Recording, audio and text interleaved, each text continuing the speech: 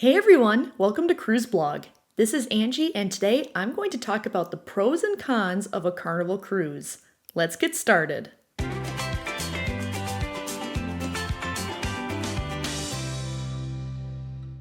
Carnival Cruise Line is one of the largest cruise lines in the world, and they definitely deliver on the fun. After all, their cruises are referred to as the fun ships. However, if you're familiar with the cruising industry, you know how polarizing Carnival cruises can be. It seems as though people either love cruising on Carnival or they avoid their ships at all costs. All cruise lines have pros and cons, whether it's the food, entertainment, cabins, or overall experience. Let's discuss a few of those pros and cons for Carnival Cruise Line.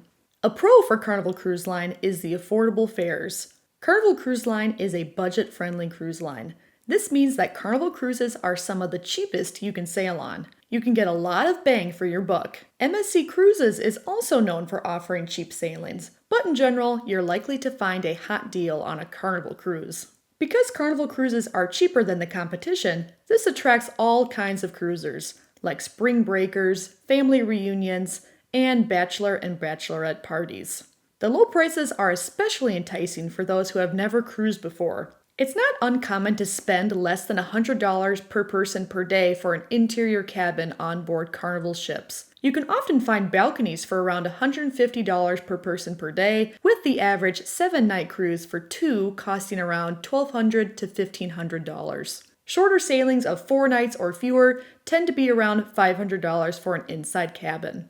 Another pro is the variety of included food. Undoubtedly, there are many places to eat when you're on a cruise ship. Enjoying all the cuisine on board is one of the best parts of cruising. And in my opinion, the best part of cruising with Carnival is all the complimentary places you can eat.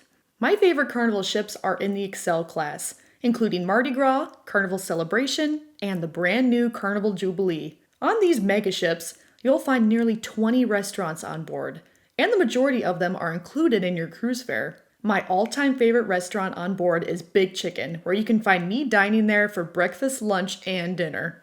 Even on Carnival's oldest ships, you'll find included venues like Guy's Burger Joint and Blue Iguana Cantina.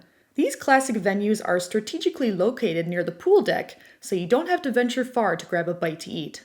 I also really enjoy the Sea Day brunch offered on Carnival ships. Sea Day brunch is only on sea days, and the hours are at a reasonable time, so you can sleep in and not have to worry about missing breakfast. The 12-hour French toast is a must-try. Afternoon tea is another fun option offered on sea days. I would recommend you stop by and taste some of the delicious treats while sipping on your favorite tea.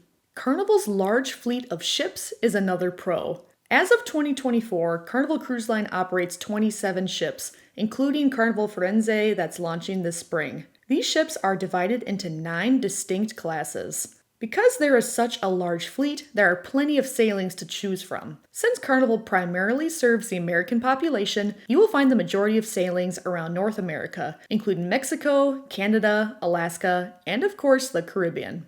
Carnival's also known for offering short weekend itineraries. This aligns with its affordable pricing strategy because short sailings help keep costs low for cruisers. Short cruises are also convenient for young adults since they don't require much vacation time. In addition to multiple ships, there are also multiple ports to sail from. Most cruises leave from Florida, but in addition to these ports, Carnival also sails from lesser-known ports. Carnival offers cruises from unique ports like Mobile, Alabama, New Orleans, Louisiana, Jacksonville, Florida, and Norfolk, Virginia, among others. Carnival wants to sail from these smaller ports because having multiple ports within driving distance of major cities makes it accessible for more people to get on a cruise, and not having the expense of airfare makes cruising on Carnival that much more affordable. Lastly, Carnival cruises offer fun for everybody. Carnival's slogan, "Choose Fun," is contagious. From comedy shows at the Punchliner Comedy Club and live music to fun game shows, there's no shortage of entertainment on Carnival cruises. It's hard not to join in on the fun and let loose while on board. All Carnival cruises offer production shows, pools and hot tubs, games, trivia, bingo, and more. Certain ships have a sky ride and ropes course as well. These are both free activities for the whole family to enjoy. On the Excel class ships, you'll even find a roller coaster, mini golf, and a water park at the Ultimate Playground. The roller coaster does cost extra at $15 per person, but I recommend you try it because it's very thrilling. Something that I like about Carnival's activities is that they're kept to around 30 minutes. This makes it easier to squeeze in more activities throughout your day. It's easy to join in on the fun all night long with so many activities happening around the ship. Now, let's talk about the cons of a Carnival cruise, starting with the rowdy atmosphere. Carnival cruisers choose fun when sailing on these ships, and this can sometimes cause a rowdy atmosphere. Don't get me wrong, vacations are meant to be fun. It's wonderful to see people have fun and relax when they're on a cruise. There are a few instances, though, where it can get old and a little out of hand. Hearing upbeat, blaring music and loud events or announcements can be tiring for some people. Carnival cruises are also very casual. When you look around, most people will be wearing swimming suits, t-shirts, and comfy clothing. Not too many passengers dress up while on board, even for the main dining room experience. One time, I even saw somebody wear pajamas to the teppanyaki specialty restaurant. In my experiences, I've noticed that short itineraries are even more rowdy than normal. People seem to party harder on these itineraries because the average age of the cruisers tend to be younger. These passengers are looking to maximize the fun during a short vacation. If you love a non-stop party vibe and a casual environment, then a Carnival cruise is perfect for you. If you want a more subdued cruising experience, consider a cruise on Royal Caribbean or Norwegian Cruise Line. Another con that I have found is that Carnival ships look the same. As mentioned previously, Carnival has lots of ships in its fleet. While there are lots of ships to choose from, they all look and feel the same. Excluding the Excel class, Carnival cruise ships are similar in size and design. Carnival ships are moderately sized compared to Royal Caribbean and Norwegian Cruise Lines' newer and larger ships. I personally believe Carnival's ships use an outdated design. For example, looking at Carnival Panorama that was built in 2019, I would have guessed it was built in the year 2000 based on the looks of it. Many Carnival ships lack innovative and modern design. And again, this excludes the Excel class ships. When I sailed on Carnival Ecstasy back in 2022, I didn't like how dark and cramped the ship felt. The layout was extremely confusing, and I would find myself getting lost on board multiple times. The Excel class ships are much more intuitive and thoughtfully designed. Next, not many Carnival ships go on exotic itineraries. Carnival Cruise Line sails around North America mostly, but if you want to sail with them to Europe, Asia, or the South Pacific, you will have fewer options to choose from.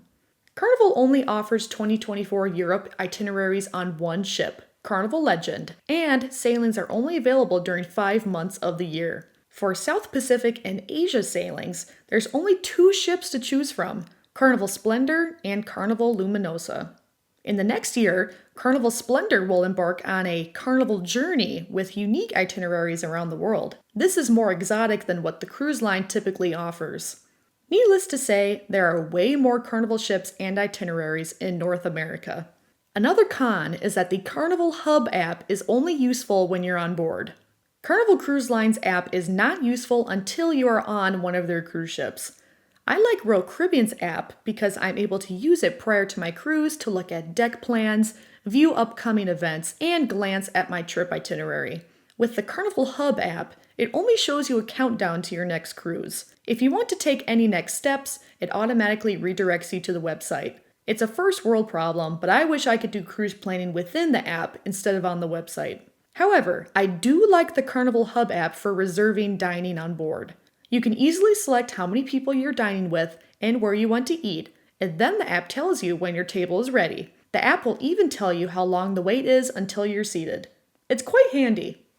The last con is only specific to the Excel class ships, and that is the center stage seating. Again, this con is only applicable to Mardi Gras, Carnival Celebration, and Carnival Jubilee. One of the first things you'll see when you board these Excel class ships is the open area center stage. It is a beautiful venue that hosts amazing performances and other game shows throughout your cruise. The seating situation is less than ideal though. Center stage is spread out between 3 decks, so you'd think there would be a lot of space to sit and watch a show. Not exactly. The stadium-style seats provide good views in some areas, but other areas are bad and you can hardly see the stage. Also, people tend to walk through center stage to get to the other side of the ship, so people may walk in front of you during the show. If you're planning on seeing a show at center stage, and you definitely should, plan on getting there at least 30 minutes early to get a good seat. The seats on the floor provide the best views. All right, there you have it, the pros and cons of a Carnival cruise. Are there other pros and cons you would add to this list? Let us know in the comments below. And while you're at it, don't forget to like and subscribe to our channel so you can be notified every time we have a new video. Be sure to visit Cruise Blog for more cruise tips and advice.